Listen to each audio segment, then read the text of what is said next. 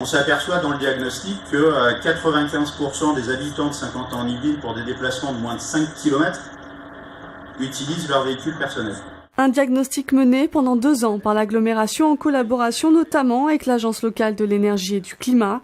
Lors du Conseil, Saint-Quentin en Yvelines a approuvé le plan climat-air-énergie territorial. C'est une vraie avancée, mais finalement c'est surtout un commencement.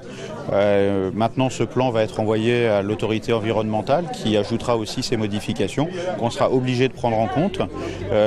Notre objectif aujourd'hui est de lancer ce plan à partir de décembre 2018 pour commencer la mise en application des fiches actions, des 21 fiches actions à partir de 2019 et très progressivement pendant 6 ans. Une plateforme collaborative du nom d'Eskimo va être mise en place. Elle devrait voir le jour d'ici la fin de l'année.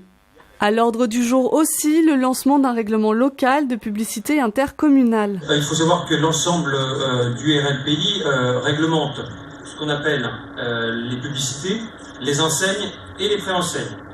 Donc c'est un lourd travail qui va s'engager sur l'ensemble du territoire. Près de 500 publicités et préenseignes ont été recensées sur le territoire saint-quentinois. La volonté de l'agglomération est de préserver les espaces naturels, l'environnement, évidemment, c'est le sens du texte, tout en garantissant aussi l'activité économique, puisqu'on a quand même beaucoup de fleurons sur notre territoire.